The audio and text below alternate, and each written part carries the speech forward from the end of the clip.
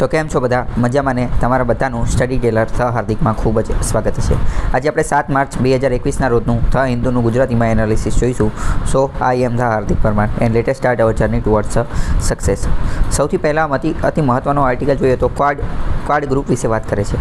ક્વાડનો મતલબ શું થાય? ક્વાડનો મતલબ થાય ચાર ગ્રુપનો સમૂહ છે। હકીકતમાં ઓરિજિનલ ઓફિશિયલ એનું નામ છે quadrilateral security dialog.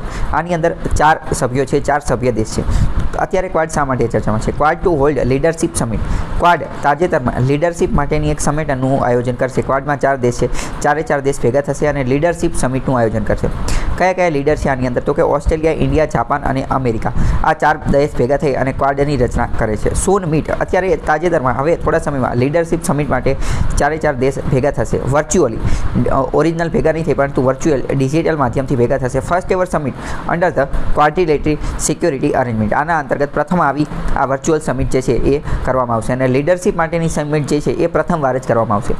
Indo Pacific region, એના વિશે થોડી વાત કરીએ। આખો મુદ્દો જે છે ઇન્ડો પેસિફિક રિજિયન સાથે જોડાયેલો છે, એટલે કે ઇન્ડિયન ઓશન, હિન્દ મહાસાગર અને પેસિફિક ઓશન, પ્રશાંત મહાસાગરની સાથે જોડાયેલો। હવે આગળ વધતા પહેલાં અમુક વસ્તુ જે છે એ તમે મેપની અંદર જોઈ લો। મેપની અંદર સૌથી પહેલાં તો આપણે ક્વાડ કન્ટ્રી જે છે એને જોવાની કોશિશ કરીએ। ક્વાડની અંદર 4 દેશ છે તો 4 મેપમાં જોઈ લઈએ। એક તો ભારત છે, અહીંયા ભારત, એક અહીંયા ઓસ્ટ્રેલિયા છે, એક અહીંયા ઓસ્ટ્રેલિયા છે, એક અહીંયા જાપાન છે, એક અહીંયા જાપાન છે અને એક અમેરિકા છે, બરાબર। તો 4 દેશ થઈ ગયા છે, 1, 2, 3 અને 4। તો આવી રીતે 4 દેશો જે છે એના સભ્ય છે ક્વાડ ગ્રુપના। ક્વાડ ગ્રુપનો મુખ્ય ઉદ્દેશ્ય શું છે? તો કે ઇન્ડો પેસિફિક એટલે કે ઇન્ડિયન ઓશન, આ ઇન્ડિયન ઓશન અને આખો પેસિફિક ઓશન, આની અંદર શાંતિ જળવાઈ રહે એવી કોશિશ કરવાની।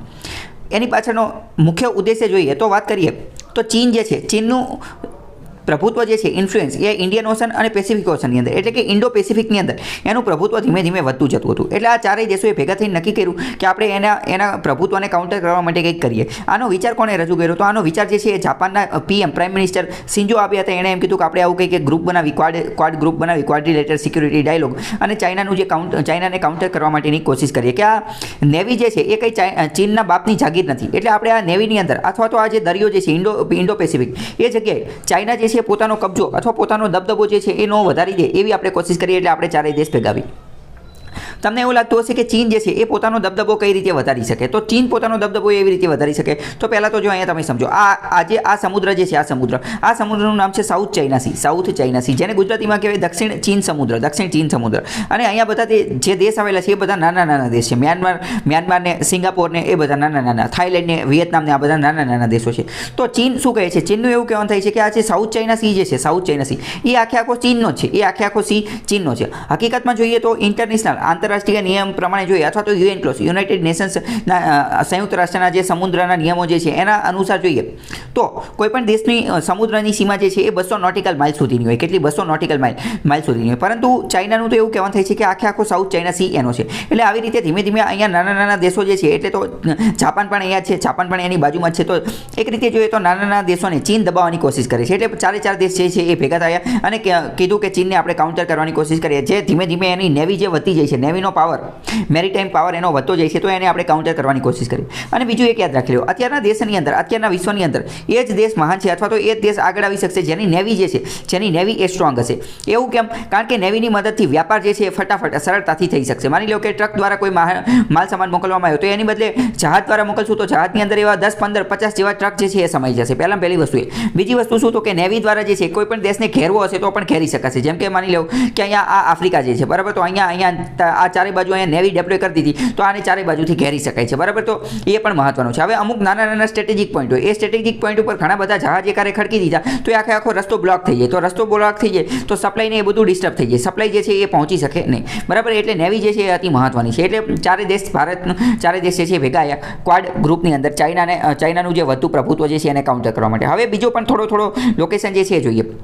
તમને એવું લાગે કે ચાઇના ઉભરતું શા માટે છે અથવા તો નેવી અથવા તો મેરીટાઈમ જે છે એની અંદર પોતાનો ઇન્ફ્લુઅન્સ, પ્રભાવ કઈ રીતે ફેલાવે છે? તો પહેલાં તો મેં તમને કીધું કે આ આખો સાઉથ ચાઇના સી જે છે, સાઉથ ચાઇના સી એ ચાઇનાનું એવું કહેવાનું થાય છે કે આખો સાઉથ ચાઇના સી એનો છે। પહેલી વસ્તુ તો એ। બીજું એને શું કર્યું? બીજું જે છે એ ચીને અહીંયા કણે જીબુતી નામનો એક દેશ છે, કયો? જીબુતી નામનો દેશ છે, જીબુતી। તમે જોશો તો ડીજીબુતી લખેલું હશે પરંતુ હકીકતમાં એ ડીજીબુતી નથી, ડી સાયલેન્ટ છે, જીબુતી નામનો દેશ છે।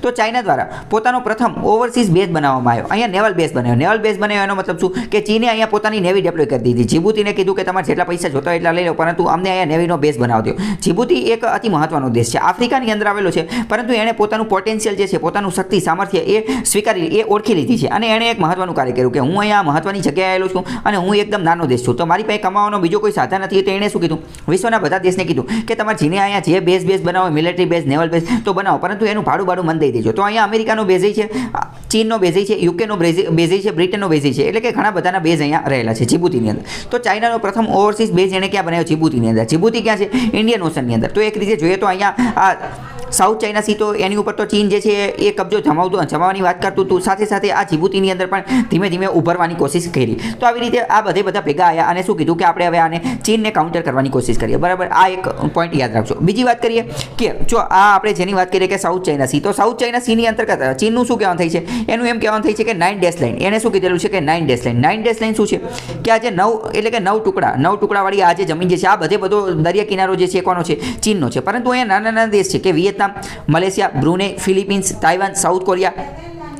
તો હવે જો ચીન બધો દરિયા કિનારો લઈ લેશે તો પછી આ બધાનું શું થશે? આ બધાના અંતર્ગત પણ જે 200 નોટિકલ માઇલનો એમના હિસ્સામાં જે દરિયા કિનારો આવશે, EEZ exclusive economic zone, UN clause પ્રમાણે, સંયુક્ત રાષ્ટ્રના નિયમો પ્રમાણે, તો એનું તો ઉલ્લંઘન થઈ જશે. કેમ? કારણ કે ચીન બધું લઈ લેશે, તો સાઉથ ચાઇનામાં સીમાં બધું લઈ લેશે. તો એટલે આ બધા લોકો પણ એનો વિરોધ કરી રહ્યા છે, પરંતુ એ બધા એટલા બધા નાના દેશો છે, બધા આસિયાના દેશો છે, નાના, એટલે ચીનનો એટલો એને કાઉન્ટર કરી શકે નહીં. એટલે ભારતને ક્વાડ ગ્રુપ જે છે એ એની સામે આવ્યું, આની મદદને એ બધી માટે આવી, ચાઇનાના ઇન્ફ્લુએન્સને વધારવા માટે.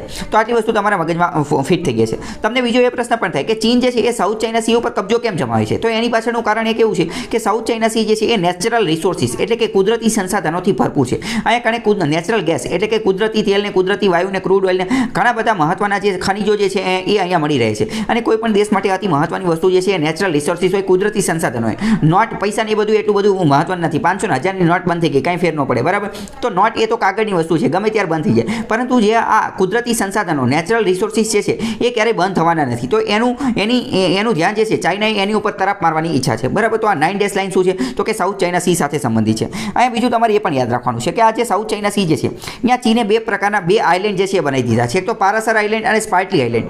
પ્રશ્ન પૂછે કે પારાસર આઇલેન્ડ અને સ્પાર્ટલી આઇલેન્ડ ક્યાં આવેલા છે? તો કે સાઉથ ચાઇના સીની અંદર આવેલા છે. ક્યાં? સાઉથ ચાઇના સી એટલે કે દક્ષિણ ચીન સમુદ્રની અંદર. ચીનનું એવું કહેવાનું થાય છે કે પારાસર આઇલેન્ડ અને સ્પાર્ટલી આઇલેન્ડ એ બંને કોના છે? એ ચીનના છે. એની 100% માલિકી, 100% ઓનરશિપ ચીનની છે. પરંતુ અહીંયા આ ફિલિપિન્સને બીજા, આ વિયેતનામને બીજા અમુક દેશ જે છે એ બધાય પણ આની ઉપર પોતાનો કબજો ધરાવે છે. એ એવું કહે છે કે ના, આ તો અમારું છે, આ તો અમારું છે. બરાબર, ચીનનું એવું કહેવાનું થાય છે કે ભૂતકાળની અંદર આ પારાસર ને સ્પાર્ટલી આઇલેન્ડ એ અમારો હતો એટલે અત્યારે એ અમારો છે. ફિલિપાઇન્સનું એવું કહેવાનું થાય છે કે ભૂતકાળમાં અમારો હતો એટલે અમારો છે. બ્રુનેઈનું એવું કહેવાનું થાય છે કે ભૂતકાળમાં અમારો હતો તો અમારો છે. વિયેતનામનું એવું કહેવાનું, એટલે કે ટૂંકમાં એટલું સમજો કે બધા દેશ પોતપોતાની રીતે એનો કબજો દર્શાવે છે. કોની ઉપર? તો કે આ સ્પાર્ટલી અને પારાસર આઇલેન્ડ જે છે એ પોતપોતાનું છે એવું કહેવાની કોશિશ કરે છે. બરાબર, 9 ડેશ લાઇન શું? તો કે ખ્યાલ આવી ગયો. સાઉથ ચાઇના સીની અંદર ચાઇનાએ પોતાની જે સરહદ ખેંચેલી છે. સ્પાર્ટલી આઇલેન્ડ અને પારાસર આઇલેન્ડ ક્યાં આવેલો છે? તો કે સાઉથ ચાઇના સીની અંદર આવેલો છે. બધા દેશ પોતપોતાનો કબજો એની ઉપર એવું કહે છે કે આ અમારો છે, આ અમારી માલિકીનો છે, આ અમારી માલિકીનો છે, એવી રીતે કહેવા માંગે છે. હવે જો અહીંયા તમે સમજવાની કોશિશ કરો, આ જે આખી લાલ લાઇન જે છે, લાલ લાઇન એ ચાઇનાની 9 ડેશ લાઇન છે. 9 ડેશ લાઇન ચાઇનાનું એવું કહેવાનું થાય છે કે આ આખો સમુદ્ર જે છે એ મારો છે, આ આખો સમુદ્ર મારો છે.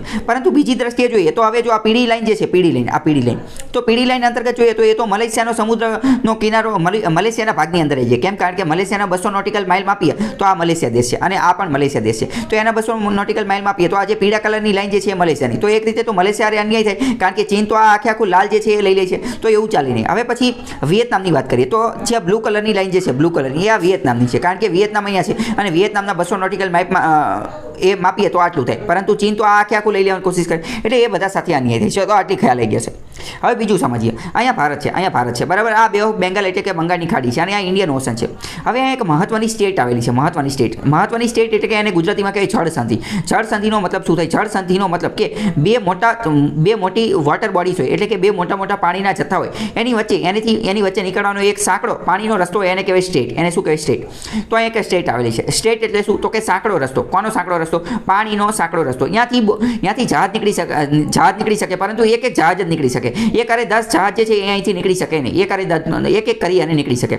તો અહીંયા કઈ સ્ટેટ આવેલી છે? મલાક્કા સ્ટેટ આવેલી છે. મલાક્કા સ્ટેટ. પ્રશ્ન પૂછે છે મલાક્કા સ્ટેટ ક્યાં આવેલી છે? તો કે ઇન્ડિયન ઓશનની અંદર. કોને જોડે છે? કોની વચ્ચે આવેલી છે? તો કે જો અહીંયા એક દેશ છે સિંગાપોર, અહીંયા સિંગાપોર, આ એની ઉપર છે મલેશિયા અને અહીંયા છે ઇન્ડોનેશિયા. એટલે મહત્વની વસ્તુ અમુક વાર ઓપ્શનમાં એવું આપેલું હોય કે મલાક્કા સ્ટેટ કોની વચ્ચે છે? તો કે આ ઇન્ડોનેશિયા છે. ઇન્ડોનેશિયા અને સિંગાપોરની વચ્ચે. કોની વચ્ચે? ઇન્ડોનેશિયા અને સિંગાપોરની. પરંતુ અમુક વાર ઓપ્શનમાં સિંગાપોર નો આપ્યું હોય તો મલેશિયા સાચો જવાબ છે. બરાબર. તો મલાક્કા સ્ટેટ કોની વચ્ચે છે?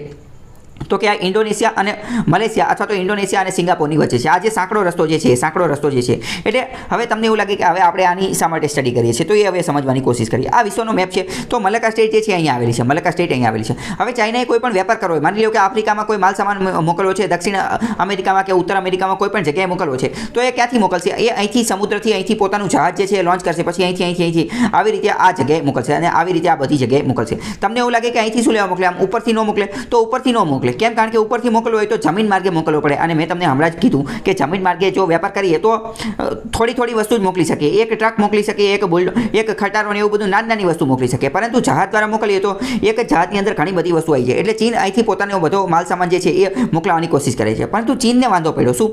ચીનને એવું લાગે છે કે ભારત જે છે એ ભવિષ્યની અંદર આ જે આખો માર્ગ જે છે એને બ્લોક કરી શકે. કારણ કે મેં તમને કીધું કે સ્ટેટ એટલે કે જળ સંધિ એ એકદમ સાંકડો રસ્તો હોય. તો આ સાંકડો રસ્તો માની લો કે ભારત અથવા બીજા કોઈ દેશ જે છે એ અહીંયા ઘણા બધા જહાજો એક સાથે બ્લોક કરી દે. અહીંયા માની લો કે 2-3 જહાજ અથવા 4-5 જહાજ જેટલા એક આરે અહીંયા મૂકી દીધો હોય તો બ્લોકેટ થઈ જાય. અને બ્લોકેટ થઈ જાય તો પછી અહીંથી નીકળી શકાય નહીં. તો ચીન માટે સરદર્દ, માથાનો દુખાવો થઈ જાય. તો ચીન એને બાયપાસ કરવા માંગે છે. ચીન શું કરે છે? એને બાયપાસ કરવા માંગે છે. એટલે ચીને શું વિચાર્યું કે આપણે અહીંથી નીકળવી છે એ વસ્તુ તો ઠીક છે. એટલે ચીને અહીંયા એક બીજો રસ્તો બનાવ્યો. પાકિસ્તાનમાંથી આ બધાથી નીકળે છે. એનું નામ શું આપ્યું? CPEC એટલે કે ચાઇના પાકિસ્તાન ઇકોનોમિક કોરિડોર. હકીકતમાં એને સિલ્ક રોડ નામ આપ્યું. ભૂતકાળની અંદર એ જે રસ્તો જે છે એને સિલ્ક રોડનું નામ આપેલું હતું. એટલે ચીન જે છે એને ફરીથી પુનર્જીવિત કરવા માંગે છે CPECના માધ્યમથી. કેમ? કારણ કે તો એ અહીંથી એને જવું હશે, એક મિનિટ, અહીંયા નેવીના માધ્યમથી અહીંથી જશે, બરાબર, તો કદાચ ભવિષ્યની અંદર ભારત ગમે ત્યારે એને બ્લોક કરી શકે અથવા બીજા કોઈ દેશ એને બ્લોક કરી શકે. તો એની પાસે એક ઓલ્ટરનેટ રૂટ હોવો જોઈએ. કયો ઓલ્ટરનેટ રૂટ હોવો જોઈએ? એટલે ચીને અહીંથી CPEC જે છે એ લોન્ચ કર્યો. તો આ પણ તમને ખ્યાલ આવી ગઈ છે. હવે બીજી થોડી વાત કરીએ કે ક્વાડ જે છે અતિ મહત્વનો મુદ્દો છે. કેમ અતિ મહત્વનો મુદ્દો છે? કારણ કે UPSC 2020નું જે મેન્સનું પેપર હતું એમાં આ એક પ્રશ્ન પૂછાઈ ગયેલો. એટલે ક્વાડ બોડી જે છે અતિ મહત્વની છે. 2020ની મેન્સમાં પૂછાઈ ગયો. શું પ્રશ્ન હતો? કે Quad is transforming itself into a trade block from a military alliance in present times. હવે આખો મુદ્દો શું છે એ સમજીએ. તો ક્વાડ જે છે એ અત્યારે મિલિટરી ગ્રુપ છે. મિલિટરી ગ્રુપ મેં તમને પહેલાં જ કીધું કે મિલિટરી ગ્રુપ છે. કેમ? કારણ કે આના અંતર્ગત મિલિટરી ગ્રુપ અંતર્ગત એ શું કરી રહ્યું છે? તો કે મિલિટરી ગ્રુપ અંતર્ગત એ ચાઇનાનું જે વધુ ઇન્ફ્લુઅન્સ જે છે એને ઘટાડવાની કોશિશ કરી રહી છે. પરંતુ ધીમે ધીમે ક્વાડ જે છે એ ટ્રાન્સફોર્મ થઈ રહ્યું છે ટ્રેડ બ્લોકની અંદર. એટલે કે વેપાર તરફ વધી રહ્યું હોય એવું માનવામાં આવે છે. એને આપણે અત્યારે દર્શાવવાનું છે કે આખો પ્રશ્ન એવું કહે છે કે ક્વાડ જે છે એ પોતાની જાતને આ મિલિટરી એલાયન્સમાંથી ટ્રેડ બ્લોક તરફ, વેપાર તરફ ફેરફાર કરતો હોય, ટ્રાન્સફોર્મ કરતો હોય એવું લાગી રહ્યું છે. તો એ તમારે સમજાવવાનું છે. બીજું હવે ક્વાડ માટેનો તમે આ જે મેપ, આ જે નકશો જે છે એ પણ જોઈ શકો છો. અહીંયા ઇન્ડિયન ઓશન અને અહીંયા પેસિફિક ઓશન છે, બરાબર. જો અહીંયા ભારત છે, અહીંયા જાપાન છે, અહીંયા ઓસ્ટ્રેલિયા અને અહીંયા અમેરિકા, બરાબર. 4 દેશો ભેગા થઈને અને આ ત્રિકોણ જેવી અથવા આ ચોરસ જેવી આકૃતિ બનાવે છે. ક્વાડ ગ્રુપ બનાવેલું છે ચાઇનાને કાઉન્ટર કરવા માટે. ચાઇનાનું જે વધુ પ્રભુત્વ જે છે એને કાઉન્ટર કરવા માટે. અહીંયા પણ જો તમે જોઈ શકો છો સ્પાર્ટી આઇલેન્ડ અને પારાસેલ આઇલેન્ડ જે છે એની ઉપર ચાઇના પોતાનો અધિકાર હોય એવી દાદાગીરી કરે છે. ચાઇનાનો બેઝ જીબુતીની અંદર પણ છે. જો એ તમે જોઈ શકો છો અહીંયા આ જીબુતી છે, યમનની નીચે અહીંયા જીબુતી છે, બરાબર. ગલ્ફ ઓફ એડનની બાજુમાં આવેલું છે, બરાબર, જીબુતીની અંદર. હવે બીજું આપણે અહીંયા જોઈ લઈએ કે ઇન્ડિયન ઓશનની અંદર પાવર ગેમ, સત્તાની ગેમ જે છે એ ખૂબ જ મોટી લાંબા ગાળે ચાલતી હોય છે. કઈ રીતે? તો આપણે થોડું સમજવાની કોશિશ કરીએ કે આ વિશ્વના કઈ જગ્યાએ નેવલ બેઝ ને એ બધું કઈ જગ્યાએ આવેલું છે. પહેલાં આપણે ભારતનું જોઈએ. ભારતના નેવલ બેઝ ક્યાં આવેલા છે? તો ભારતનો નેવલ બેઝ એક તો મુંબઈમાં આવેલો છે, પછી એક તો આ કારવારમાં આવેલો છે, પછી કોચીમાં આવેલો છે, પછી અહીંયા આપણે પોર્ટ બ્લેર અંદમાનની અંદર આવેલો છે, અંદમાન નિકોબારની અંદર. અને બીજી મહત્વની વસ્તુ તમારે સમજવાની છે કે વિદેશની અંદર આ સેશેલ્સ અને મેડાગાસ્કર અને મોરેશિયસ આ 3 દેશની અંદર પણ ભારતના નેવલ બેઝ આવેલા છે. નેવલ બેઝ પ્રશ્ન ડાયરેક્ટ પૂછે છે કે ભારતના નેવલ બેઝ વિદેશમાં કઈ જગ્યાએ આવેલા છે? તો કે સેશેલ્સમાં, મેડાગાસ્કરમાં અને મોરેશિયસમાં. સેશેલ્સ, મેડાગાસ્કર અને મોરેશિયસ ત્રણેય શું છે? તો કે ત્રણેય શું છે? તો કે પોર્ટ છે, એટલે કે બંદર છે. ત્રણેય શું છે પોર્ટ શું ત્રણેય શું છે આઇલેન્ડ છે આઇલેન્ડ એટલે કે દ્વીપ આઇલેન્ડ એટલે કે શું દ્વીપ જેની ચારે બાજુ પાણી તો અહીંયા સેશલ્સ ચારે બાજુ પાણી મેડાગાસ્કર ચારે બાજુ આ બધાની ચારે બાજુ પાણી છે અને આ જે દ્વીપ છે એ કયા સમુદ્રમાં આવેલા છે તો કે ઇન્ડિયન ઓશનમાં આવેલા છે બરાબર આટલી વસ્તુ તમને ખબર પડી ગઈ છે અને હમણાં આપણે વાત થઈ હતી જીબુતી તો જીબુતીની અંદર અમેરિકા અને ચીનનો બંનેના નેવલ બેઝ આવેલા છે અમેરિકાના નેવલ બેઝની વાત કરીએ તો કુવૈત બહરીન કતર આ બધી જગ્યાએ પણ એમના નેવલ બેઝ છે એ આવેલા છે બીજી વાત કરીએ અહીંયા શ્રીલંકાનો જે નેવલ બેઝ છે એ આવેલો છે તો કયો તો કે હમ્બનટોટા એક મિનિટ અહીંયા કુવૈત બહરીન અને કતર જે છે અહીંયા અમેરિકાનો નેવલ બેઝ નહીં પરંતુ આર્મી બેઝ આવેલો છે આર્મીનો બેઝ આવેલો છે બરાબર તો આટલું પણ તમને ખ્યાલ આવી ગયો હશે હવે બીજી મહત્વની વાત કરીએ તો જો આ જે આખો રૂટ જે છે ચીન જે છે એ ભારતને સ્ટ્રિંગ ઓફ પર્લ્સની નીતિથી ઘેરવા માંગે છે સ્ટ્રિંગ ઓફ પર્લ્સનો મતલબ શું સ્ટ્રિંગનો મતલબ શું થાય સ્ટ્રિંગનો મતલબ થાય ધાગો અથવા તો દોરો બરાબર સ્ટ્રિંગનો મતલબ શું થાય દોરો પર્લ્સનો મતલબ શું થાય મોતીઓની હારમાળાની મદદથી ચીન આપણને ઘેરવા માંગે છે કઈ રીતે તો અહીંયા ચીન છે બરાબર તો ચીને સૌથી પહેલાં શું કર્યું બાંગ્લાદેશની અંદર ચિત્તાગોંગ પોર્ટ જે છે ચિત્તાગોંગ પોર્ટ લઈ લીધું મ્યાનમારની અંદરથી મ્યાનમાર પાસેથી આજે ક્યાયુપ્યુ નામનું પોર્ટ હતું એ લઈ લીધું પછી અહીંયા શ્રીલંકાની અંદરથી હમ્બનટોટા પોર્ટ જે છે હમ્બનટોટા પોર્ટ એ લઈ લીધું પછી અહીંયા વાત કરીએ તો અહીંયા આ જીબુતી જે છે જીબુતીની અંદર પણ પોતાનો નેવલ બેઝ છે એ સ્થાપી દીધો સાથે અહીંયા પાકિસ્તાનની અંદર જે ગ્વાદર પોર્ટ જે છે એ પણ લઈ લીધો એટલે આ તમે જોવો તો એક આકૃતિ થાય છે કોની જેવી તો આવી રીતે આ માળા જેવી આકૃતિ થાય છે માળા એટલે કે સ્ટ્રિંગ ઓફ મોતીઓની માળા જેવી અને આ બધી મદદથી એ ભારતને ઘેરવા માંગે છે અને તમને ખ્યાલ હશે કે ઉપરથી પણ એ સી પેક બનાવી રહ્યો છે એટલે કે ઉપરથી અને નીચેથી બંને જગ્યાએથી ભારતને ઘેરવા માંગે છે તમને પ્રશ્ન થાય એ ભારતને કેમ ઘેરવા માંગે છે તો એનું મહત્વનું કારણ એ છે કે એશિયાની અંદર બે જ મોટા દેશો છે એક તો ચીન અને એક ભારત તો જો ચીને બંને એક મ્યાનમાં બે તલવાર ન રહી શકે એ જ કહેવત તો તમે સાંભળેલી જશે તો ચીને જો મહાસત્તા બનવું હશે એશિયાની અંદર ખૂબ આગળ આવવું હશે તો એને ભારતનો સામનો કરવો પડશે બરાબર અને જો ભારત પણ એની બરોબરીમાં જ ઊભું રહેશે તો ચીન ક્યારેય એટલું બધું આગળ આવી શકશે નહીં એટલે પોતાની જે સત્તા જે છે એ ટકાવી રાખવા માટે એને ભારતને કાઉન્ટર કરવું જ પડશે ભારતને કાઉન્ટર કરવા માટે આ બધું કરવું પડશે અને ભારતે પણ જો આગળ આવવું છે તો ચીનને કાઉન્ટર કરવું પડશે તો સ્ટ્રિંગ ઓફ પલ્સ થિયરી શું છે એ પણ તમને ખબર હોય છે અને સ્ટ્રિંગ ઓફ પલ્સનો જે રૂટ જે છે એ કોની સાથે મળતો હોય છે તો કે ઓઇલ શિપિંગ લેન છે એટલે કે આ સ્ટ્રિંગ ઓફ પલ્સ ચાઇનાએ ભારતને આ ઘેરાની નીતિથી જે રીતે ઘેરેલું છે એ જ બધા એવા રસ્તા છે કે જ્યાંથી ઓઇલનો પણ વેપાર થાય છે ઓઇલ જનરલી મિડલ ઇસ્ટમાંથી આવે છે આ સાઉદી અરેબિયા છે આ ઓમાન છે આ બધા ઈરાક ને ઈરાન ને એ બધું અહીં આવેલું છે તો અહીંથી ક્રૂડ ઓઇલ આવે છે કાચું તેલ એ બધું આ સમુદ્રના માર્ગે અહીંથી જ આવે છે અને ચીને પણ આ સ્ટ્રિંગ ઓફ પલ્સનો રૂટ જે છે એ બધી જગ્યાએ તે પોર્ટ એટલે કે બંદર બનાવેલા છે જેના કારણે એ ભારતનું જે છે એ નુકસાન કરી શકે અથવા તો એ ભારતને ઘેરાનું કાર્ય કરી શકે તો આ તમને ખ્યાલ આવી ગયો હશે તો આખો મુદ્દો શું છે view of the Indo Pacific region Indo Pacific four power security dialogue was central to the US and the Australian point of view the Indo Pacific રિજનની વાત કરે છે ઓસ્ટ્રેલિયા ડિસ્કસ ધ સમિટ આની પહેલાં પણ ઓસ્ટ્રેલિયા જે છે એને ડિસ્કસ ચર્ચા કરેલી હતી સમિટ વિશે among the leaders of Quad countries telephone ઉપર વાત કરેલી હતી ઓસ્ટ્રેલિયાએ બધા લીડરો સાથે આનું બેકગ્રાઉન્ડ શું છે તો એ આપણે જોઈ લઈએ some issues have alternate regional countries China અને ઇન્ડિયા અને જાપાન જે છે ઇન્ડિયા અને જાપાન એને ચાઇનાનું એમ્બિશન એનાથી ઇન્ક્રીઝિંગ એમ્બિશિયસ એનાથી થોડોક વાંધો હતો એટલે આપણે આ ગ્રુપ બનાવી દીધું છે ચાઇનાસ યુનિલેટરલ કેમ ચાઇના એક હતું રીતે ક્લેમ કરે છે 9 ડેશ લાઇન અંતર્ગત સાઉથ ચાઇના સીની અંદર તો એની મતલબ કે નેવીનો પ્રેઝન્સ ઇન્ફ્લુઅન્સ વધારે છે તો ભારતને ગમ્યું નહીં પછી ચાઇના ધીમે ધીમે રેપિડ વોરશિપ બિલ્ડિંગ વોરશિપ એટલે કે યુદ્ધ જહાજો જે છે એ પણ ધીમે ધીમે બનાવી રહ્યું છે અને વિદેશની અંદર પણ પોતાના યુદ્ધ જહાજો જેમ કે જીબુતીની અંદર એને પ્લાન્ટ કરી રહ્યું છે તો ભારત માટે આ એક રીતે ખતરો છે કારણ કે ભવિષ્યમાં ક્યારે યુદ્ધ થાય તો ભારત માટે એક રીતે ખરાબ ભારતની માટે માઠું પરિણામ ભોગવવું પડશે it's surface and sub surface activities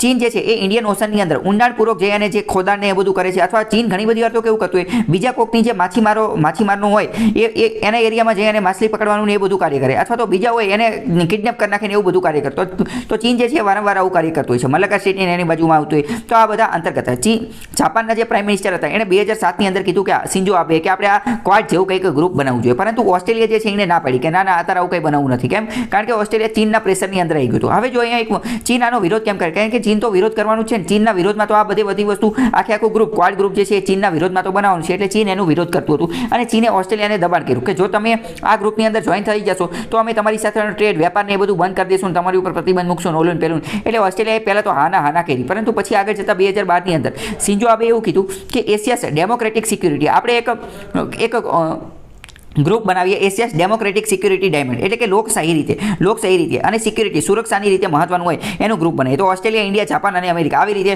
આ મેરીટાઈમ દરિયાઈ વસ્તુને ધ્યાન રાખવા માટે આ ગ્રુપ બને. અને નવેમ્બર 2017ની અંદર આ બધાય ભેગા થઈ અને ક્વાડ નામનું ગ્રુપ જે છે એ બનાવી નાખ્યું. એ આખો મુદ્દો છે.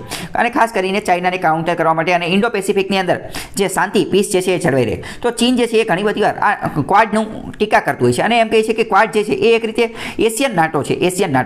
નાટો એટલે શું? North Atlantic Treaty Organization. આ નોર્થ એટલાન્ટિક સમુદ્ર જે છે એની સાથે જોડાયેલા જે ગ્રુપના દેશ જે છે એને નાટો કહેવામાં આવે છે. પ્રશ્ન ડાયરેક્ટ પૂછે છે એશિયન નાટો તરીકે કોને ઓળખવામાં આવે છે? તો ક્વાડને ઓળખવામાં આવે છે. બરાબર. હવે ભારતની વાત કરીએ તો ભારત માટે ક્વાડ અંતર્ગત કઈ ઓપોર્ચ્યુનિટીઝ, કઈ તક રહેલી છે? તો પહેલી તક તો એ રહેલી છે કે ક્વાડની મદદથી ભારત ચીનને નેવીની બાબતમાં ચેકમેટ કરી શકે છે અથવા તો એને ટક્કર આપી શકે છે. અહીંયા એક મહત્વની વસ્તુ સમજો. નેવીની બાબતમાં અતિ મહત્વની વસ્તુ હોય તો એ શું હોય? એ હોય સબમરીન. એક એવી સબમરીન. દુનિયાની સૌથી વધુ સબમરીન જે છે એ અમેરિકા પાસે છે. બરાબર. અને ચીન પણ ધીમે ધીમે ઘણી બધી સબમરીન બનાવી રહ્યું છે. પરંતુ ભારતની દ્રષ્ટિએ જોઈએ તો ભારત પાસે હજી એટલી બધી સબમરીન છે નહીં. તો ભારતે એના જવાબ સ્વરૂપે શું કર્યું? ભારતે એના જવાબ સ્વરૂપે P-8I નામનું હેલિકોપ્ટર જે છે એ લીધેલું છે. આ શું કરે? તો આ જે છે એ હવામાં ઉડતા તે સબમરીનને ઉડાડી શકે, સબમરીનને નાશ કરી શકે, એનો ડેસ્ટ્રોય કરી શકે. તો અહીંયા એક રીતે જોઈએ, તમને એવું લાગે તો ચીન આ ધીમે ધીમે સબમરીન બનાવી રહ્યું છે, તો ભારત કેમ નથી બનાવતું? ભારત નથી બનાવતું કેમ? કારણ કે ભારત પાસે બજેટ નથી, ફંડ નથી, પૈસા નથી. એક સબમરીન બનાવવા પાછળ ઘણો બધો ખર્ચ થાય, એટલે ભારત એ સબમરીન એ બધું બનાવતું નથી.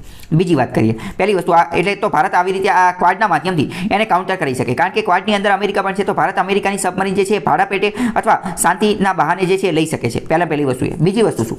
ચીન જે છે ધીમે ધીમે અલગ અલગ દેશની અંદર પોતાના બેઝ જે છે એ બનાવી રહ્યું છે, એટલે કે મિલિટરી માટેનું થાણું. બેઝ એટલે શું? મિલિટરી માટેનું થાણું. એ દેશની અંદર એક થોડીક જમીન લઈ લે અને મિલિટરી બેઝ, અને આ મિલિટરીના થોડાક જવાનો ચીનના મોકલી દે અને ત્યાં શાંતિ રાખવાનું એ બધું કાર્ય કરે. તો ચીન બધા દેશ પાસેથી આવો થોડોક નેવલ બેઝ ને એ બધું લઈ લે છે. પરંતુ ભારત બધા દેશ પાસે આવી રીતે લેવા જાય તો એ પોહાય નહીં આપણને. કેમ? કારણ કે આપણી પાસે પૈસા નથી. એક જ મેઇન વાંધો છે, પૈસા નથી. તો ક્વાડ અંતર્ગત ભારત ચીનને ચેકમેટ કરી શકે છે, એને બેલેન્સ કરી શકે છે. કઈ રીતે? જેમ કે જો વાત કરીએ કે જીબુતીની અંદર ચીને શું કર્યું? જીબુતીની અંદર ચીને પોતાનું જે નેવલ બેઝ છે એ લઈ લીધું. પરંતુ હવે ભારત તો અહીંયા જીબુતીની અંદર લઈ શકે નહીં. હકીકતમાં લઈ શકે, પરંતુ આપણી પાસે એટલા પૈસા ને એ બધું છે નહીં. તો ભારતે શું કર્યું? ભારતે અમેરિકા સાથે કોમકાસ અને બેકાને અલગ એગ્રીમેન્ટ કરેલા છે. એની મદદથી અને ક્વાડની મદદથી અમેરિકાનું ઓલરેડી જીબુતીની અંદર બેઝ છે તે, તો ભારત અમેરિકાને કહીએ કે તમે અમને તમારું બેઝ જે છે ને જીબુતીની અંદર એ વાપરવા દો. મતલબ કે ક્વાડ અંતર્ગત ક્વાડ સમૂહનો ઉપયોગ કરી અને ભારત ચીનને ટેકલ કરી શકે છે, ચીનનો સામનો કોમ્બેટ કરી શકે છે. આની અંદર જાપાન પણ છે. તો ભારત જે છે એ જાપાનને એવું કહી શકે છે કે અમને અહીંયા થોડીક જમીન આપો. અને ભારત અને જાપાનની વચ્ચે પણ એવા કરાર થયેલા છે કે બંને એકબીજાના નેવલ બેઝ જે છે એ વાપરી શકશે. થોડા સમય પહેલાં આપણે ઓસ્ટ્રેલિયા સાથે પણ એવા જ કરાર કરેલા હતા કે બંને એકબીજાના નેવલ બેઝને બધું વાપરી શકશે. હવે જો ભારત ઓસ્ટ્રેલિયાનું એનું નેવલ બેઝને બધું વાપરી શકે, તો આપણે જોયું હતું કે ઓસ્ટ્રેલિયા જે છે એ સ્ટેટ ઓફ મલાકાની એકદમ બાજુમાં છે. તો સ્ટેટ ઓફ મલાકાને કોઈક દિવસ ચોક કરવું એનો મતલબ શું? મતલબ કે એને બંધ કરવું હોય, એને ખડકલો ત્યાં ટ્રાફિક જામ કરી દેવું હોય તો ભારત કરી શકે છે. તો આ ભારતને ક્વાડમાં રહેવાની ઘણી બધી ઓપોર્ચ્યુનિટી રહેલી છે. પહેલી તો ચેક મેટિંગ ચાઇના था. Maritime space is lot more important for China. તો મહત્વની વાત જોઈએ તો ચીન માટે મેરીટાઈમ સ્પેસ જે છે અતિ મહત્વનું છે. હિમાલયની આજુબાજુના જે જમીન કબજો કરો એની કરતાં પણ વધારે મહત્વનું ચીન માટે મેરીટાઈમ સ્પેસ છે. મેરીટાઈમ સમુદ્રની અંદર ચીનને આગળ વધવા દેવું જોઈએ નહીં. આ huge chunk of Chinese state, કારણ કે મોટા ભાગનો ચીનનો વેપાર જે છે એ ઇન્ડિયન ઓશન, હિન્દ મહાસાગરના માધ્યમથી થાય છે. એટલે જો ભવિષ્યમાં ભારત આ મેરીટાઈમ ચોક પોઈન્ટ, સમુદ્રની અંદર ક્યાંક ચોક પોઈન્ટમાં ખડકલો કરી દે અને આ ટ્રાફિક જામ કરી દે તો ચીનને સૌથી મોટો ફટકો પડી શકે છે. In the event of any Chinese aggression on border. જો ભવિષ્યમાં ચીન બોર્ડર ઉપર એગ્રેસિવ, એટલે કે બોર્ડર ઉપર લપ કરવા માટે સામે આવી જાય તો ભારત શું કરી શકે? ભારત ક્વાડ કન્ટ્રીનું કોઓપરેશન, એની સાથે સહયોગથી અમુક ચાઇનાનો જે વેપાર જે છે એ ઠપ કરાવી શકે છે. અને ચાઇનાનો વેપાર ઠપ થશે એટલે ચાઇના તરત જ તે સીધું હાલવા મળશે. ચાઇનાનું મહત્વની વસ્તુ શું છે? એ ઇકોનોમી ઉપર વધારે ફોકસ કરે છે. Hence unlike in the continental sphere where India seems facing a nut cracker like situation. એટલે કે ચાઇના અને પાકિસ્તાન આ બધી વાત કરે છે. બીજી ઓપોર્ચ્યુનિટી, બીજી તક શું રહેલી છે ક્વાડ ગ્રુપમાં રહેવાની? તો કે emerging as a net security provider. Bharat Quad ગ્રુપની અંદર રહી અને બીજા જે નાના દેશો છે ઇન્ડો પેસિફિકની અંદર, જે આસિયાન દેશો છે, વિયેતનામને, સિંગાપોરને, થાઇલેન્ડને, મલેશિયાને, આ બધા દેશોને સુરક્ષા પ્રોવાઈડ કરી શકે છે.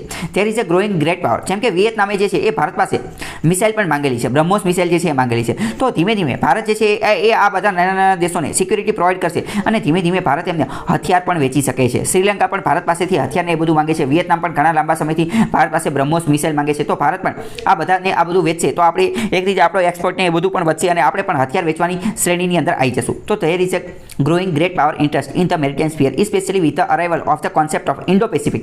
જે સમયથી ઇન્ડો પેસિફિક શબ્દનો ઉદ્ભવ થયેલો છે તો મેરીટાઈમનું મહત્વ ખૂબ જ વધી ગયું છે. Many European countries have recently released there Indo Pacific strategy. ઘણા બધા યુરોપિયન દેશો એટલે કે યુરોપના દેશો, બ્રિટન ને ફ્રાન્સ ને જર્મની, આ બધા દેશોએ પોતાની ઇન્ડો પેસિફિક માટેની સ્ટ્રેટેજી શું છે એ આપેલી છે, એ લોન્ચ કરેલી છે. જો હવે ઇન્ડિયન ઓશનની અંદર, હિન્દ મહાસાગરની અંદર ફ્રાન્સનું પણ પ્રભુત્વ વધારે છે. ફ્રાન્સ પણ અહીંયા પોતાનું, ભારત અને ફ્રાન્સ સાથે મળી અને અહીંયા ઘણી બધી કવાયત કરે છે, ઘણી બધી પ્રેક્ટિસને યુદ્ધ અભ્યાસ કરે છે. કેમ? કારણ કે ઇન્ડિયન ઓશનની અંદર ફ્રાન્સનો પણ રીયુનિયન આઇલેન્ડ આવેલો છે. કયો? રીયુનિયન આઇલેન્ડ આવેલો છે. પ્રશ્ન પૂછી જાય રીયુનિયન આઇલેન્ડ કોનો છે? તો કે ફ્રાન્સનો. કોનો છે? ફ્રાન્સનો. ક્યાં આવેલો છે? ઇન્ડિયન ઓશન, હિન્દ મહાસાગરની અંદર. With India located right at the centre of the Indo Pacific. Bharat Indo પેસિફિકના બરોબર મહત્વના મોકાના સ્થાને આવેલો છે, સેન્ટરમાં, મધ્યમાં આવેલો છે. એટલે જીઓ પોલિટિક્સની અંદર ભારતનું સ્થાન મહત્વનું છે. અને broader Asia that can extend influence away from geographical boundary.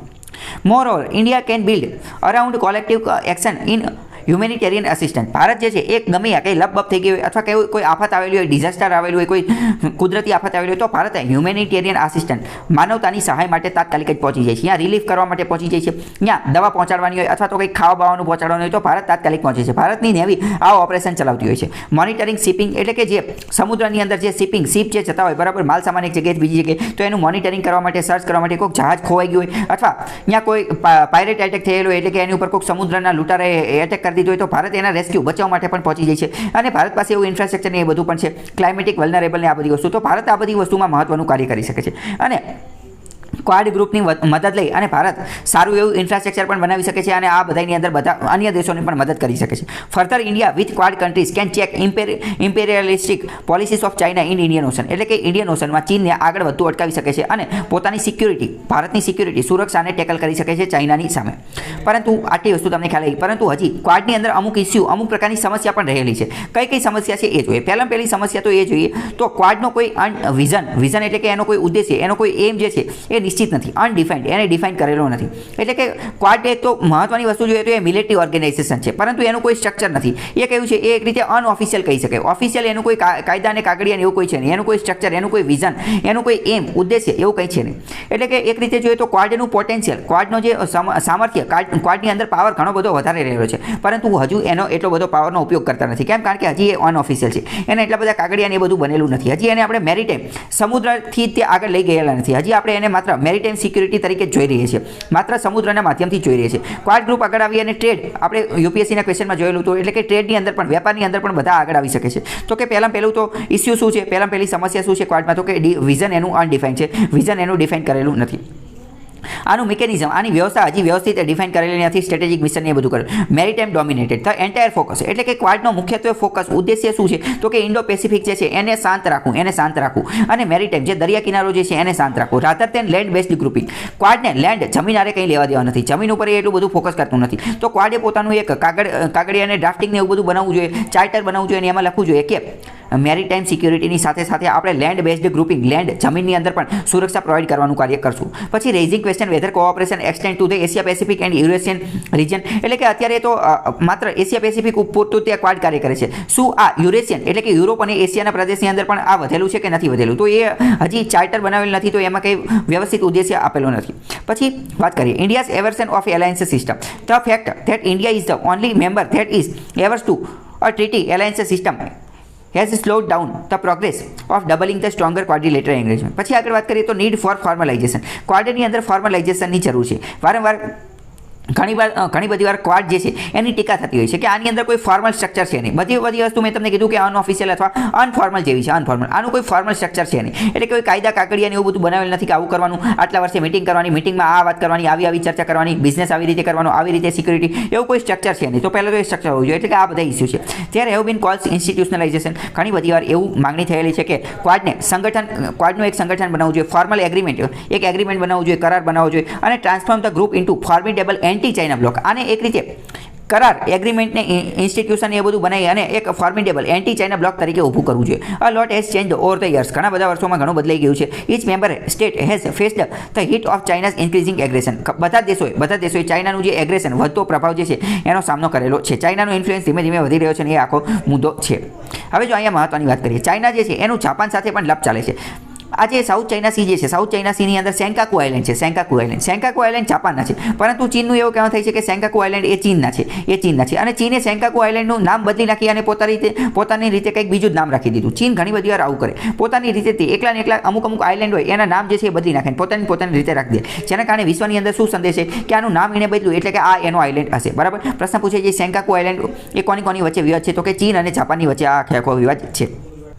બીજો મહત્વનો આર્ટિકલ જોઈએ તો શ્રીલંકા વિશે વાત કરે છે. ભારત અને શ્રીલંકાની વચ્ચે જે આ ડિફેન્સ સંરક્ષણની બાબતના જે સંબંધો જે છે એ ફરીથી એકવાર મજબૂત થઈ ગયેલા છે. With the participation of the Indian air force. તાજેતરમાં તે ભારતની એરફોર્સ જે છે એણે 23 એરક્રાફ્ટ સાથે એટલે કે 23 વિમાન સાથે 3 દિવસની કોલંબોની ઇવેન્ટની અંદર ભાગ લીધો હતો. કોલંબોની અંદર એક ઇવેન્ટ યોજવામાં આવેલી હતી, એની અંદર ભારતની એરફોર્સ, ઇન્ડિયન એરફોર્સે ભાગ લીધો અને હારે આ 23 એરક્રાફ્ટ, 23 યુદ્ધ જે વિમાન હતું એ લઈને પણ ગયું હતું. તો પહેલાં તો શ્રીલંકામાં આ જે છે આ ઇવેન્ટ એનું આયોજન શા માટે થયું હતું? કારણ કે શ્રીલંકાની જે એરફોર્સ છે, શ્રીલંકાની એરફોર્સ એનો 70મો જન્મદિવસ હતો. એટલે ભારતે પણ એની સાથે ગયા અને આના કારણે ભારત અને શ્રીલંકાના જે ડિફેન્સ સંબંધો હતા, ખાસ કરીને એરફોર્સના સંબંધો એ વધારે મજબૂત થઈ ગયા છે અને કોઓપરેશન બંને એકબીજા સાથે સહયોગ કરવા માટે તૈયાર રહેશે.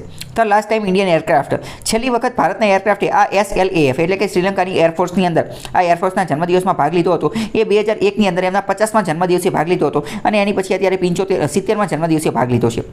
વાત કરીએ કે આ team of four Sarang advance light helicopter, Surya Kiran hawks, Tejas fighter aircraft, Tejas trainer and Dornier maritime patrol aircraft. Bharat તરફથી કયા હથિયારોએ ભાગ લીધો હતો, કયા વિમાનોએ ભાગ લીધો હતો, કયા એરક્રાફ્ટે ભાગ લીધો હતો? તો 4 તો સારંગ એડવાન્સ લાઇટ હેલિકોપ્ટર ગયા હતા. પ્રશ્ન પૂછે છે સારંગ શું છે? તો સારંગ એડવાન્સ લેવલના લાઇટ હેલિકોપ્ટર છે. એડવાન્સ એટલે કે એડવાન્સ, હાઈ લાઇટ એટલે કે હલકા વજનના હેલિકોપ્ટર છે. સૂર્ય કિરણ શું છે? એને હોક્સ તરીકે પણ ઓળખવામાં છે. તેજસના ફાઇટર એરક્રાફ્ટ હતા, તેજસના જે લડાકુ વિમાન હતા એણે પણ ભાગ લીધો હતો અને તેજસના ટ્રેનર એટલે કે તેજસના ટ્રેનિંગ માટેના વિમાન હતા એણે પણ ભાગ લીધો હતો. આ ફાઇટર એરક્રાફ્ટ અને ટ્રેનર એરક્રાફ્ટ બંનેમાં શું ફેરફાર હોય? તો કે ફાઇટર એરક્રાફ્ટ હોય એ લડવા માટે બનેલો, એટલે કે એમાં હથિયાર બધું સુસજ્જ હોય. બરાબર. હથિયાર તૈયાર રાખીને જોઈએ, સામેવાળો કંઈક આડું કરે તાત્કાલિક જ ઉડાડી દેવાના. જ્યારે ટ્રેનિંગ માટેનો એ ખાલી ટ્રેનિંગ માટે હોય, એમાં હથિયાર સુસજ્જ હોય નહીં. બરાબર. પછી ડોર્નિયર મેરીટાઈમ પેટ્રોલ એરક્રાફ્ટ, આ પેટ્રોલિંગ કરવા માટેનું એક એરક્રાફ્ટ છે જેનું નામ શું છે? ડોર્નિયર. પ્રશ્ન પૂછે છે ડોર્નિયર શું છે? તો ભારતનું સમુદ્રની અંદર, મેરીટાઈમની અંદર પેટ્રોલિંગ કરવા માટે એટલે કે દેખરેખ કરવા માટેનું એરક્રાફ્ટ છે. નેવી પાસે પણ પોતાના એરક્રાફ્ટ હોય છે, એ તમને ખ્યાલ આવી ગયો છે, જે આ ડોર્નિયર છે. India var in Sri Lanka participate એટલે કે ભારતે આની અંદર ભાગ લીધો હતો અને આ બધું કાર્ય કરેલું હતું. કોલંબોની અંદર આ આખું થયેલું હતું. ભારતના એર ચીફ માર્શલ કોણ છે? તમારે કમેન્ટ કરીને જણાવવાનું છે કે ભારતના એર ચીફ માર્શલ કોણ છે. તો ભારતના એર ચીફ માર્શલને શ્રીલંકાના જે પ્રાઇમ મિનિસ્ટર મહેન્દ્રા રાજપક્ષે છે એને બોલાવેલા હતા અને સિફેન આ બધા લોકો ભેગા થયા હતા. આ એંગેજમેન્ટના કારણે, આ સહયોગના કારણે વોઝ વેરી પોઝિટિવ. આના કારણે પોઝિટિવ સંદેશ આવેલો હતો અને બંને વચ્ચેના સંબંધો જે છે એ થોડા સુધરેલા હતા. ઇન્ડિયાઝ મિલિટરી સપોર્ટ, ભારતે શ્રીલંકાને મિલિટરી સપોર્ટ પણ આવેલો હતો. During Sri Lanka's over 3 decade civil war, શ્રીલંકાની અંદર 3 દશક પહેલાં એટલે કે 30 વર્ષ પહેલાં સિવિલ વોર થયેલો હતો. સિવિલ વોરનો મતલબ શું થાય? ગૃહયુદ્ધનો મતલબ શું થાય? ઘરમાં દેશની અંદર બધા લડવા માંડે, દેશની અંદર 2 ભાગલા પડી ગયા અથવા 2-3 ભાગલા પડી જાય. માની લો કે આ શ્રીલંકા છે તો અંદર આ એક ગ્રુપ હોય ને આ બીજું ગ્રુપ હોય, આ બધા અંદર જ લડતા હોય, અંદર બહારથી દુશ્મનને એટેક કરવાની જરૂરત નહીં, અંદર જ લડતા હોય, તો એને કહેવાય સિવિલ વોર. તો ભારતે ત્યારે મિલિટરી ઓપરેશન કરેલું હતું અને શ્રીલંકાને મદદ કરેલી હતી. India has played crucial role, ત્યારે ભારતે એક અતિ મહત્વનો રોલ જે છે એનું આયોજન કરેલું હતું અને પોલિટિકલી, રાજનૈતિક રીતે અને મિલિટરી દ્રષ્ટિએ ભારતે એની મદદ કરેલી હતી. તો શ્રીલંકાના સિવિલ વોર દરમિયાન પણ ભારતે ઘણી બધી મદદ કરેલી હતી. આની પહેલાં કોન્ટ્રાવર્સિયલ એક વિવાદ પણ થયેલો હતો. ભારતના ઇન્ડિયન પીસ કીપિંગ ફોર્સ, ભારતનું જે ઇન્ડિયન પીસ કીપિંગ ફોર્સ છે એ હાજર હતું ઓપરેશન પુમાલય દ્વારા. પ્રશ્ન પૂછે છે ઓપરેશન પુમાલય એ કોની સાથે સંબંધિત છે? તો 1987માં શ્રીલંકામાં થયેલું હતું, ઇન્ડિયન એરફોર્સે કરેલું હતું. આ ઓપરેશન અંતર્ગત ભારતે ફૂડ સપ્લાય આપેલા હતા. કઈ જગ્યાએ? તો કે જાફનાની અંદર. જાફના શું છે? તો કે શ્રીલંકાનો જે ઉત્તર તરફનો ભાગ છે, શ્રીલંકા જે છે આવી રીતે આ ગોળ જેવો એનો મેપ નકશો છે, તો ઉપર તરફનો જે ભાગ જે છે એને કહેવાય જાફના. ત્યાં જે છે એ તમિલ લોકો વધારે રહે છે. ત્યાં કોણ રહે છે? તમિલ લોકો. અને ત્યાં જે આ સિવિલ વોર થયેલું હતું એ કોની વચ્ચે થયેલું? તો કે જાફનાની અંદર રહેતા તમિલ લોકો અને નીચે કોણ રહે છે? તો કે સિંહાલી લોકો બુદ્ધિસ્ટ લોકો છે. આ બંનેની વચ્ચે વચ્ચે લપ થઈ ગયેલી હતી અને એ બંનેની વચ્ચે જે સિવિલ વોર જે છે એ થયેલું હતું. કેમ થયેલું હતું? કારણ કે તમિલ લોકો જે છે ભણેલા ગણેલા વધારે છે. તમિલ લોકો સ્કિલ ને એ બધું એમનું ઊંચું છે, એટલે નોકરીને ઊંચી પોસ્ટની અંદર બધા તમિલ લોકો છે. તો સિંહાલી લોકો જે છે એમનો વિરોધ કરતા હતા કે આ તમિલ લોકો એની અંદર હોવા જોઈએ નહીં. તો પછી તમિલ લોકોને એવું કહેવાતું સારું, તો અમે ન હોવા જોઈએ, અમને એક અલગ દેશ આપી દો, અમને એક અલગ દેશ આપી દો. તો આવો આખો કંઈક મુદ્દો હતો. બરાબર. ભારતે શરૂઆતમાં એ તમિલ લોકોને એ બધાને સપોર્ટ કરેલો હતો, પરંતુ પછી ભારતે આ એ જે જાફનાની અંદર તમિલ લોકો જે છે એને ડામવા માટેનું કાર્ય કરેલું હતું. કેમ? કારણ કે અહીંયા આપણે એ પણ સમજવાનું છે જેવી રીતે એ જે જાફનાની અંદર તમિલ લોકો જે છે એને અલગ દેશની માંગણી કરી, તો ભારતની જે સોવરેનિટી જે છે એને પણ ખતરો ઊભો થાય. તમને એવું લાગે કે એમાં ભારતને શું ખતરો ઊભો થાય? તો એમાં ભારતને ખતરો એ ઊભો થાય કે ભવિષ્યની અંદર એવું પણ બની શકે કે શ્રીલંકાના તમિલ લોકો અને ભારતના તમિલ લોકો એ બધા ભેગા થઈ અને એક અલગ દેશની માંગણી કરે, તો ભારતમાંથી પણ આવી માંગણી જે છે એ ઉદ્ભવી શકે. એટલે ભારતે એને ડામવાની કોશિશ કરેલી હતી. ક્રિટિસિઝમને ટીકાને એવું બધું પણ થયેલું હતું. શ્રીલંકામાં જે સિવિલ વોર થયું એની પછી પોસ્ટ વોર એટલે કે એ સિવિલ વોર પછી ભારત અને શ્રીલંકા જે છે એ મોટે ભાગે ટ્રેનિંગ અને કેપેસિટી બિલ્ડિંગની અંદર એકબીજા સાથે કોઓપરેશન સહયોગ કરે છે. એટલે કે ટ્રેનિંગ માટે એ બધા ભારત અને શ્રીલંકા એક સાથે આવે છે. 1200 જેટલા શ્રીલંકાના મિલિટરી પર્સોનલ જે છે એ ભારતની અંદર દર વર્ષે એની ટ્રેનિંગ આપવામાં આવે છે. શ્રીલંકાના જે મિલિટરીના લોકો જે છે, મિલિટરીના જે ઓફિસરો, એ બધાને ભારતની અંદર ટ્રેનિંગ આપવામાં આવે છે 1200 જેટલા. 50% જેટલા ટ્રેનિંગ ઓફિસર જે છે shows the priority of India accords to Sri Lanka. એ બધા જે છે એ પ્રાયોરિટી અનુભવી છે. Sri Lanka had huge potential to contribute to regional security. આ પાયરેટ્સની દ્રષ્ટિએ જોવા મળીએ અને મેરીટાઈમ દ્રષ્ટિએ નેવીની ને બધાની દ્રષ્ટિએ જોઈએ તો રિજિયોનલ સિક્યોરિટી, સ્થાનિક સુરક્ષા માટે શ્રીલંકા એક અતિ મહત્વની જગ્યા છે. Fire fighting operation. ગયા વર્ષે ઇન્ડિયન નેવી અને કોસ્ટગાર્ડ, ભારતની નેવી અને કોસ્ટગાર્ડે ભેગા થઈ અને શું કાર્ય કરેલું હતું? Personal help the Sri Lanka. બંને ભેગા થઈ, નેવી અને કોસ્ટગાર્ડ એ બંને ભેગા થઈ અને શ્રીલંકાની નેવી જે છે એને મદદ કરેલી હતી. એને crucial fire lighting operation. Crucial એટલે મહત્વનું. Fire fighting operation when an oil tanker went up in flames of the island east coast. એટલે કે શ્રીલંકાના પૂર્વ કિનારા તરફ જે ઓઇલ ટેન્કર હતું ત્યાં આગ લાગી ગઈ હતી, તો ભારતે એને મદદ કરેલી હતી. આ ઉપરાંત શ્રીલંકા સ્ટ્રેટેજિક લોકેશન. શ્રીલંકાના જે અમુક સ્ટ્રેટેજિક લોકેશન જે છે ત્યાં crucial partner for all countries in the region. બધા દેશો માટે એ મહત્વના છે.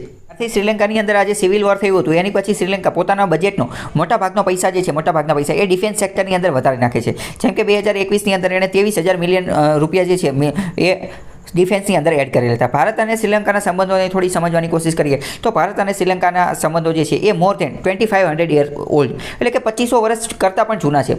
પ્રાચીન ઇતિહાસની અંદર એના પરના ઉથલાવીએ તો પણ ખ્યાલ આવે છે કે ભારત અને શ્રીલંકાના સંબંધો મજબૂત હતા. Both countries have legacy of intellectual, culture, religious and linguistic interaction. એટલે કે બંને દેશની અંદર બુદ્ધિજીવીની દ્રષ્ટિએ જોઈએ, કલ્ચર, સંસ્કૃતિની દ્રષ્ટિએ જોઈએ તો ભારતના તમિલ લોકો ઘણા બધા અહીંયા રહે છે. રિલિજિયસ, ધાર્મિક દ્રષ્ટિએ જોઈએ તો બૌદ્ધ ધર્મ અહીંયા પ્રચલિત છે, હિન્દુ ધર્મ પણ પ્રચલિત છે, એ અહીંયા પણ છે.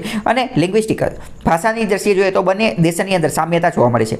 તાજેતરના વર્ષોમાં relationship has been marked by close contact. બધા જ ઓલ લેવલે, બધા જ સંબંધમાં બંને સારું એવું કાર્ય કરેલું છે. ટ્રેડ એન્ડ ઇન્વેસ્ટમેન્ટ, બંનેની વચ્ચે વેપાર અને જે રોકાણ જે છે એમાં પણ વધારો થયેલો છે. Cooperation in the field of infrastructure development. શ્રીલંકાની અંદર ઇન્ફ્રાસ્ટ્રક્ચર જે ડેવલપ કરવાનું, એજ્યુકેશન, શિક્ષણની ઉપર, કલ્ચરની ઉપર, ડિફેન્સની ઉપર બંનેના જે સંબંધો જે છે એ વધારે મજબૂત થયા છે. સિગ્નિફિકન્ટ પ્રોસેસ એટલે કે અતિ મહત્વની પ્રોગ્રેસ થયેલી છે.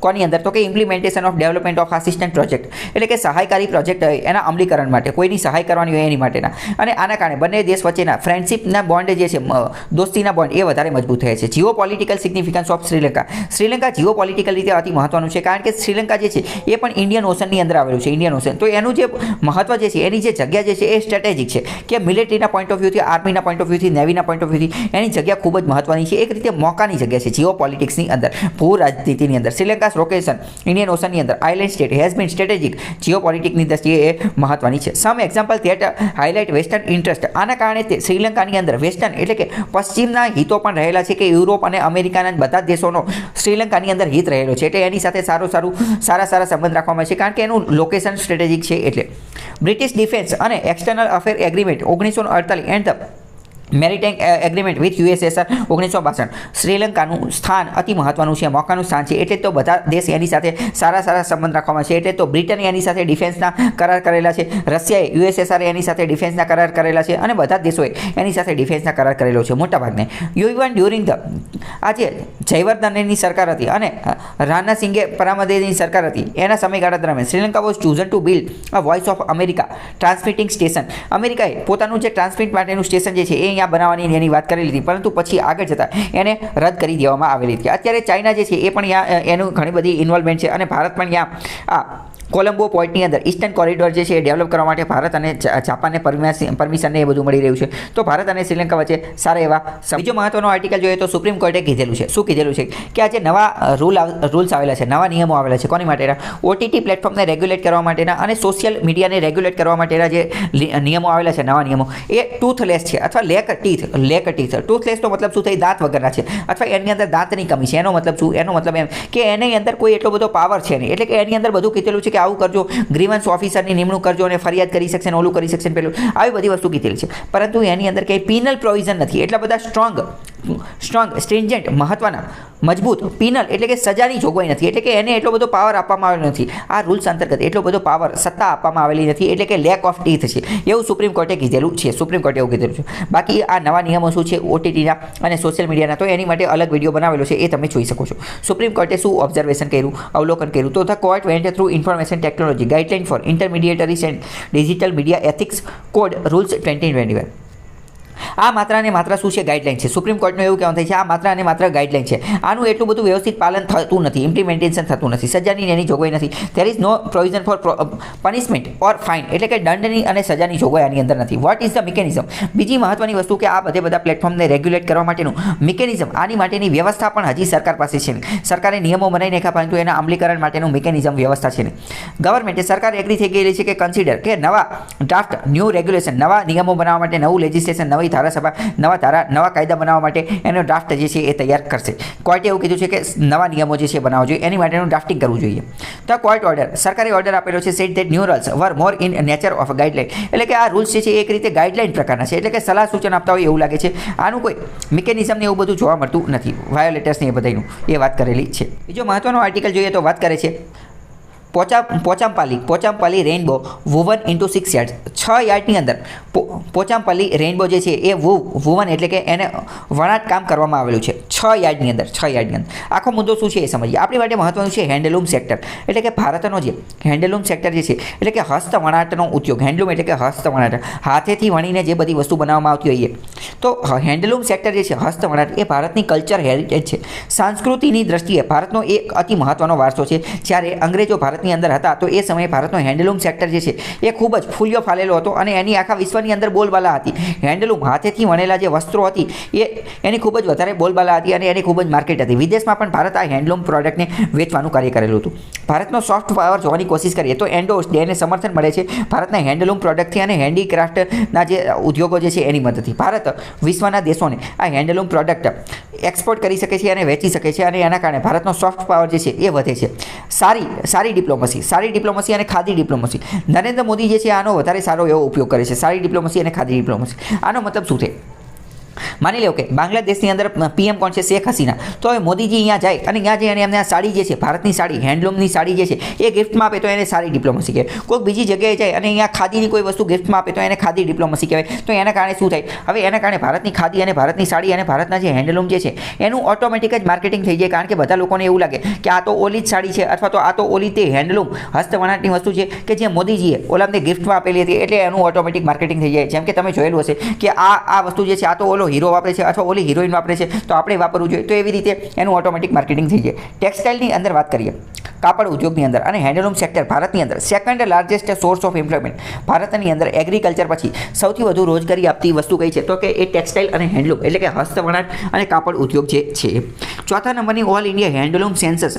ચોથા નંબરની વસ્તી ગણતરી થયેલી હતી હેન્ડલૂમ માટેની આખા ભારતની અંદર 2019-20માં, જેમાં જાણવા મળેલું હતું કે 31 લાખ લોકો જે છે એ 31 લાખ પરિવારો એ જોડાયેલા છે હેન્ડલૂમની અંદર. એટલે કે હસ્તવણાટની અંદર, વિવિંગ, વણકર કામની અંદર અને એલાઇડ એની સાથે જોડાયેલી પ્રવૃત્તિઓની અંદર. આ મહત્વનું છે લાઇવલીહુડ એટલે કે આજીવિકા માટે, દેશની આજીવિકા માટે અને વિમેન એમ્પાવરમેન્ટ માટે. કેમ? કારણ કે જનરલી તમે જોયેલું છે કે આ હસ્તવણાટની, હેન્ડલૂમની, વણવાની, વિવિંગની આ બધું કાર્ય મહિલાઓ વધારે પ્રમાણમાં કરતી હોય છે. મહિલા ઘરે બેઠા વણવાનું ને એ બધું કાર્ય કરતી હોય. આની ઉપર એક મૂવી પણ બનેલું છે, સુઈ ધાગા મૂવી બનેલું.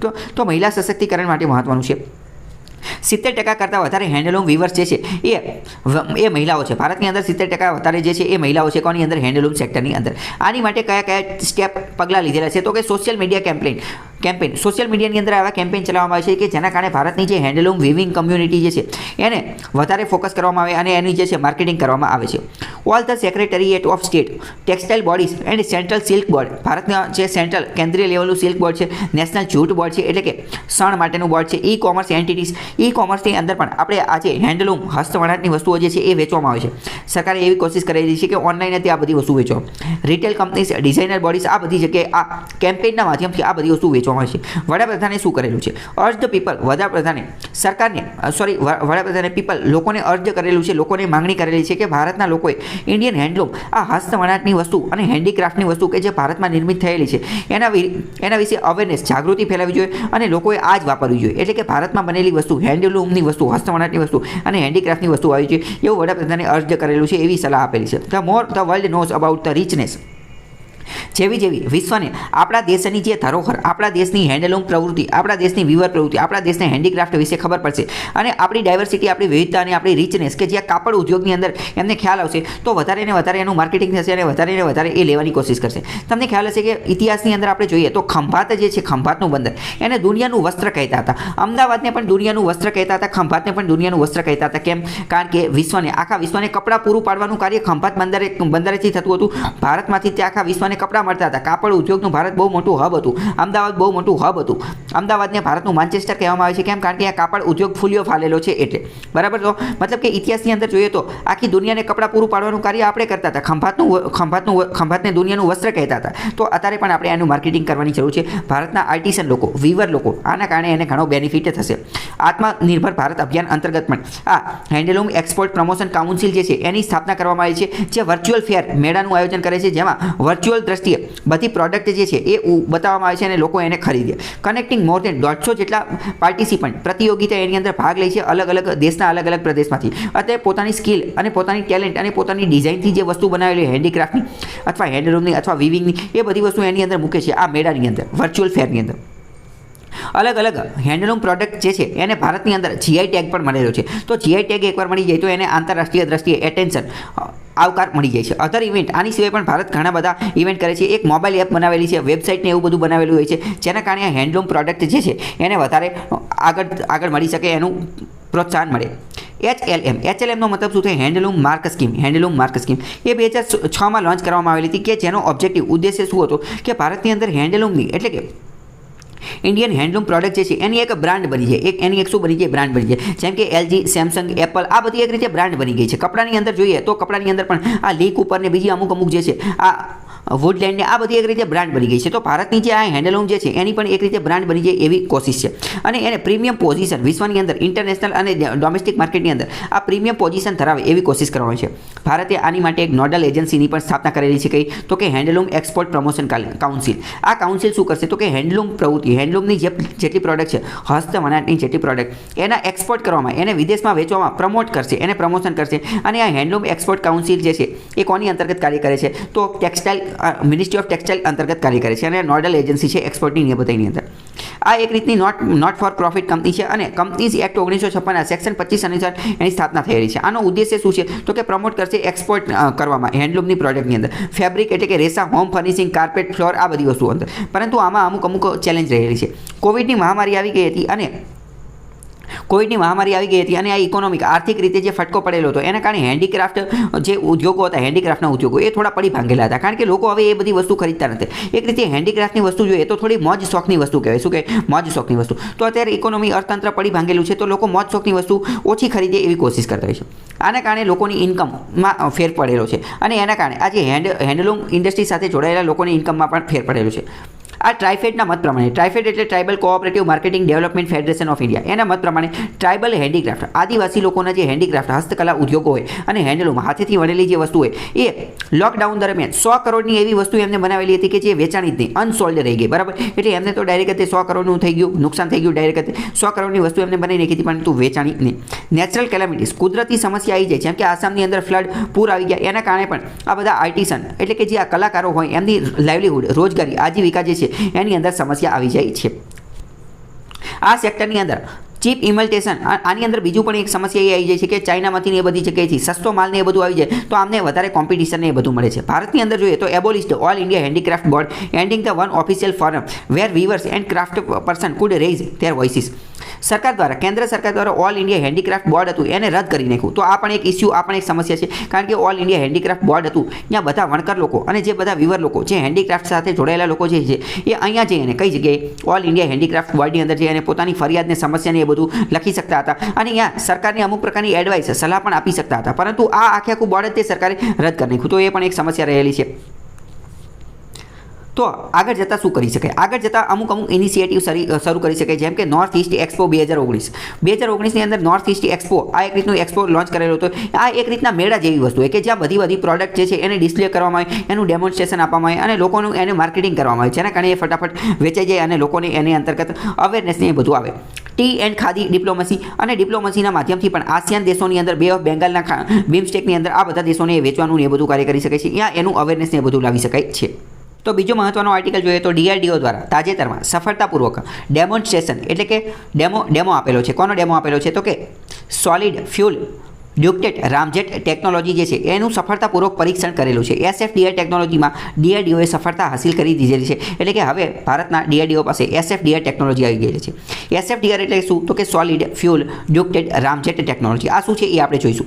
From integrated test range Chandipur, ઓડિશાની અંદર જે ઓડિશાના દરિયા કિનારે જે ચાંદીપુર બીચ આવેલો છે ત્યાં એમને આનું સફળ પરીક્ષણ કરેલું હતું. કોણે? તો કે DRDOએ.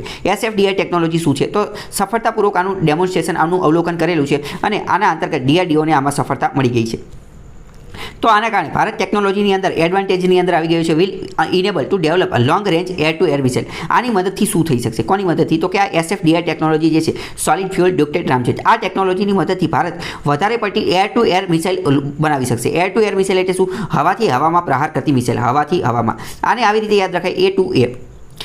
પ્રશ્ન પૂછે છે કે SFDR સોલિડ ફ્યુઅલ ડ્યુક્ટેટ રામજેટ ટેકનોલોજીની મદદથી શું ફાયદો થશે? તો આપણે વધારે પડતી એર ટુ એર મિસાઇલ જે છે એ બનાવી શકશું, એને ડેવલપ કરી શકશું. Only a few countries had this technology. આ SFDR ટેકનોલોજી બધા પાસે નથી, અમુક દેશ પાસે જ છે.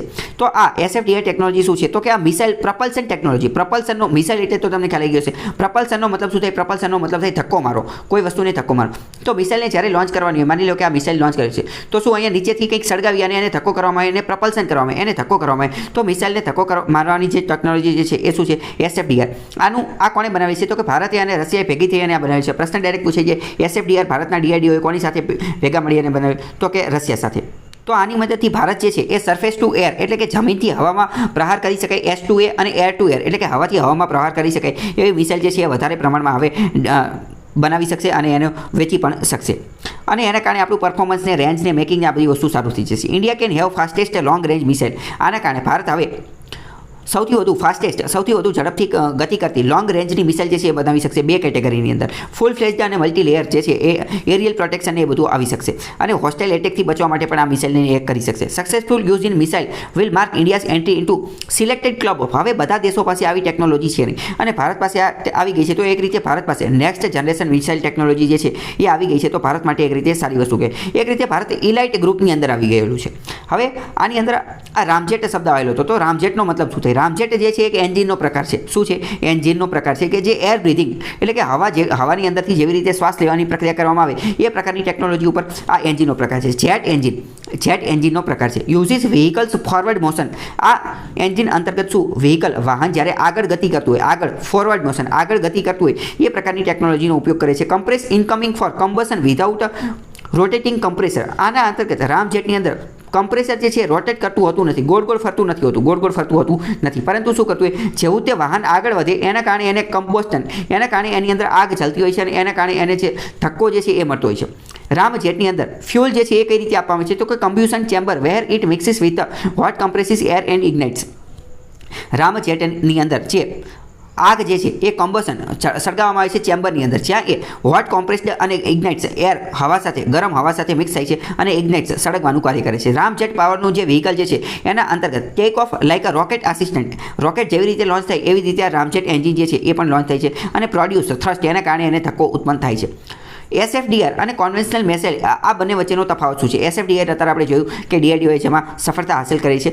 તો તો એસએફડીઆરથી જે પ્રપલ્શન જે ધક્કો મળે એના કારણે એસએફડીઆર પ્રપલ્શન ટેકનોલોજી એ કન્વેન્શનલ પરંપરાગત ટેકનોલોજી જે છે એની કરતાં અલગ છે. એસએફડીઆરની અંદર રામજેટની મદદથી અને સોલિડની મદદથી ઘનના માધ્યમથી ધક્કો પ્રપલ્શન આપવામાં આવે છે. જ્યારે કન્વેન્શનલ પરંપરાગત અંતર્ગત શું હોય, સોલિડ ફ્યુઅલ અથવા લિક્વિડ ફ્યુઅલ મિસાઇલ હોય. આ મિસાઇલની અંદર પરંપરાગત રીતે સોલિડ ઘન માધ્યમથી ધક્કો મારવામાં આવે અથવા તો લિક્વિડના માધ્યમથી ધક્કો મારવામાં આવે છે. અત્યારની વાત કરીએ તો કન્વેન્શનલ મિસાઇલ યુઝ બૂસ્ટર, અત્યારની મિસાઇલ બૂસ્ટરનો ઉપયોગ કરે છે અથવા તો સસ્ટેઇનર કોન્ફિગરેશનનો એ બધાનો લિક્વિડ પ્રોપેલન્ટનો મોટે ભાગે ઉપયોગ કરે અને અત્યારની આ એસએફડીઆર જે છે એ સોલિડનો ઉપયોગ કરશે. This is because terminal stage of conventional missile can not provide enough energy. આના કારણે કન્વેન્શનલ મેથડના કારણે જે મિસાઇલ જે છે એને વધારે ધક્કો મળતો નથી અને એટલે એ વધારે ઊંચાઈ સુધી જઈ શકતી નથી. એટલે આપણે હાઈ રેન્જની હેવી રેન્જની મિસાઇલ જે છે બનાવી શકતા નથી. પરંતુ હવે આપણી પાસે આ એસએફડીઆર આવી ગઈ છે એટલે હવે આપણે ઊંચી રેન્જની વધારે કિલોમીટર દૂર જઈ શકે એવી મિસાઇલ પણ બનાવી શકીશું. તો જેટલું મહત્વનું હતું એ બધું જોઈ લીધું છે. તો આજ માટે આટલું રાખીએ. બાકી કાલે મુલાકાત થશે. ત્યાં સુધી જોડાયેલા રહો સ્ટડી ટેલર હાર્દિક સાથે.